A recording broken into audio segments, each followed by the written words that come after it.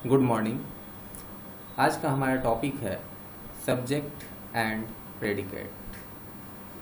When we make a sentence we name a person और thing. जब भी हम कोई वाक्य लिखते हैं तो हम या तो किसी पर्सन का नाम लिखते हैं या किसी वस्तु का नाम लिखते हैं and say something about that person और थिंग, और उसके बारे में हम कुछ कहते हैं।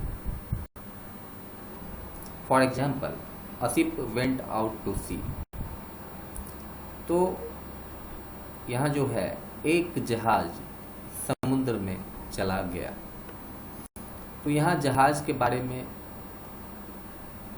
कहा जा रहा है, तो जहाज क्या होगा? सब्जेक्ट हो जाएगा। और जहाज के बारे में जो बात कही जा रही है, वेंट आउट टू सी, समुद्र में चला गया, वो प्रेडिकेट हो जाएगा। कम्युनिकेशन के अंदर हमें कुछ भी बोलने से पहले एक सब्जेक्ट की जरूरत होती है। जब भी हम बोलते हैं या लिखते हैं तो उसमें कोई न कोई सब्जेक्ट जरूर होता है जिसके बारे में हम बोलते हैं। तो किसी भी सेंटेंस को ब्रॉडली दो पार्ट में बांटा गया है। एक तो सब्जेक्ट और दूसरा पार्ट होता है कि उस सब्जेक्ट के बारे में क्या बात कही जा रही है, तो उसको हम लोग प्रेडिकेट कहते हैं। कुछ एग्जाम्पल्स हैं जिसको हम लोग देखेंगे। फर्स्ट है द सन वाज शाइनिंग, सूरज चमक रहा था। तो सूरज के बारे में बात कही जा रही है, चमक रहा था, तो द सन सब्जेक्ट होगा, वाज शाइनिंग प्रेडिकेट होगा। The child ate an apple, बच्चे ने सेब खाया है। तो यहाँ सब्जेक्ट द चाइल्ड हो जाएगा क्योंकि उसके बारे में बात बोली जा रही है कि क्या खाया है। एट एन एप्पल, उसने एक सेब खाया है। तीसरा एग्जाम्पल है the dog beat the cat, कुत्ते ने बिल्ली को काट लिया। तो सब्जेक्ट हमारे यहाँ द डॉग होगा क्योंकि उसके बारे में बात कही जा रही है कि उसने क्या किया, तो उसने बिल्ली को काट लिया। द मैन रैन अवे,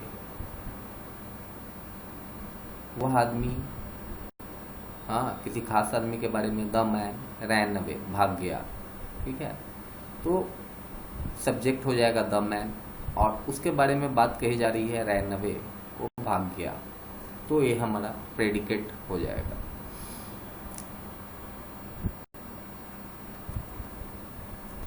इन सभी सेंटेंसेस में आपने नोटिस किया है कि सब्जेक्ट पहले आता है और सब्जेक्ट को मैंने इटैलिक से उसको बोल्ड कर दिया गया। सब्जेक्ट को भी मैं आपको दिखाता हूँ कि अभी जो भी एग्जाम्पल्स मैंने दिया है तो उसमें सब्जेक्ट क्या है, सब्जेक्ट को मैंने बोल्ड कर दिया है।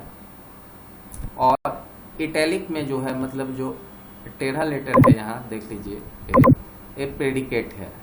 लेकिन कुछ ऐसे भी सेंटेंसेस होते हैं जिसमें सब्जेक्ट पहले नहीं आके बाद में आता है। उसका एग्जाम्पल है just are the ways of truth.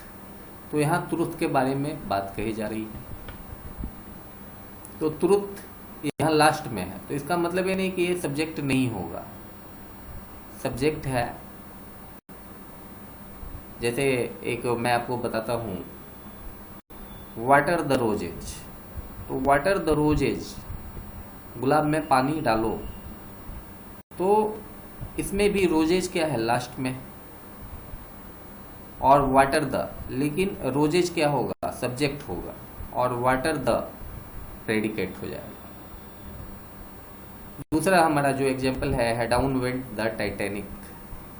तो टाइटैनिक के बारे में कहा जा रहा है कि वो संक कर गया, डूब गया, लेकिन टाइटैनिक वर्ड जो है सेंटेंस के लास्ट में है, तो इसका मतलब ये नहीं है कि यह सब्जेक्ट नहीं हो सकता है। यहाँ टाइटैनिक सब्जेक्ट है। कुछ ऐसे भी शब्द होते हैं, सेंटेंस होते हैं, वाक्य होते हैं जिसमें सब्जेक्ट हिडन होता है, सब्जेक्ट होता ही नहीं है, साइलेंट होता है। उसका एग्जाम्पल है, जैसे हम जब बोलते हैं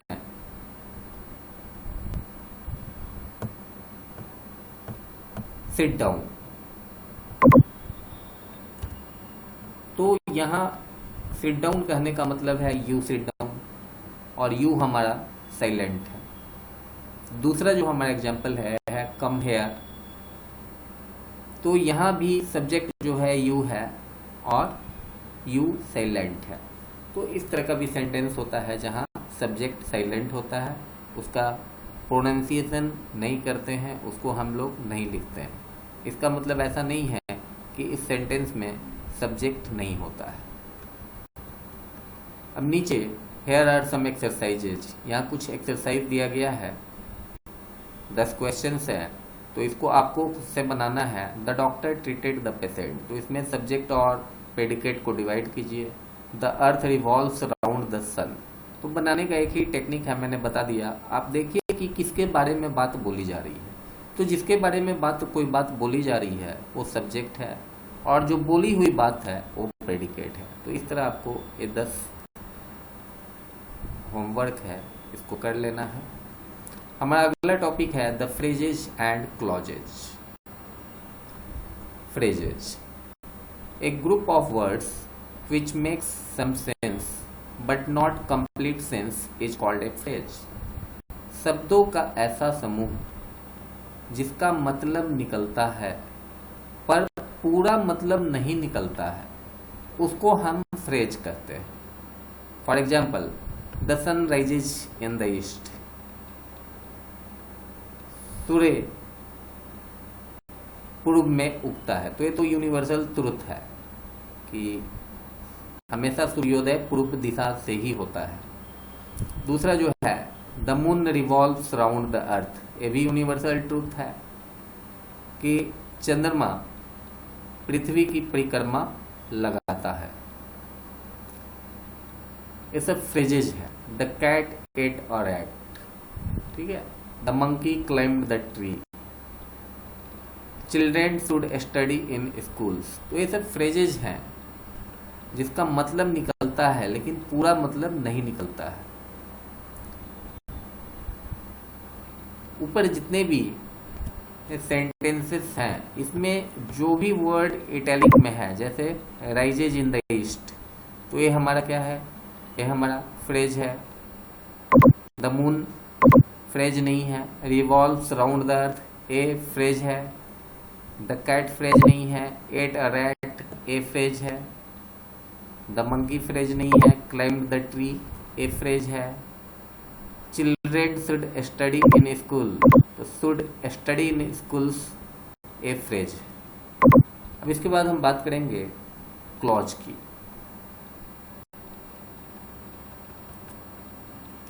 ए group of words which forms part of a sentence and contains a subject and a predicate is called a clause। शब्दों का ऐसा समूह जो किसी वाक्य का एक पार्ट होता है, एक टुकड़ा होता है, और उसके पास सब्जेक्ट भी होता है और प्रेडिकेट भी होता है, तो उसको हम लोग क्लॉज कहते हैं। For example, people who do not borrow are respected। तो यहाँ people सब्जेक्ट है और उसके बारे में बात बोली जा रही है, who do not borrow are respected। ऐसे लोग जो किसी से कुछ नहीं लेते हैं उनकी इज्जत होती है, ठीक है। तो ये हमारा क्लॉज है। तो इस सेंटेंस में हम देख रहे हैं पूरा का पूरा सेंटेंस हमारा क्लॉज नहीं है। इसमें आप देखिए कि क्लॉज क्या है, who do not borrow, who do not borrow, who subject है, डू नॉट बोरो, वह, हु जो, डू नॉट बोरो, जो किसी से कुछ लेता नहीं। तो इस सेंटेंस का एक पार्ट ही है हु डू नॉट बोरो, लेकिन इसके पास सब्जेक्ट भी है और प्रेडिकेट भी है। हमारा पूरा सेंटेंस क्या है? People who do not borrow are respected, लेकिन इसमें हु डू नॉट बोरो अगर सिर्फ हम ले लेते हैं तो हु सब्जेक्ट हो गया, डू नॉट बोरो प्रेडिकेट हो गया, तो एक क्लॉज है। इसी तरह दूसरा जो एग्जाम्पल है, इसके अंदर हमारा पूरा सेंटेंस है we can not start while it is raining, लेकिन इसमें जो क्लॉज है व्हाइल इट इज रेनिंग, तो इसके पास सब्जेक्ट भी है और प्रेडिकेट भी है। तो इसलिए ये भी क्लॉज है।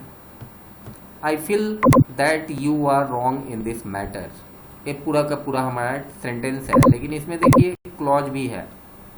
You are wrong in this matter, you subject है, are wrong in this matter predicate है, एक क्लॉज है।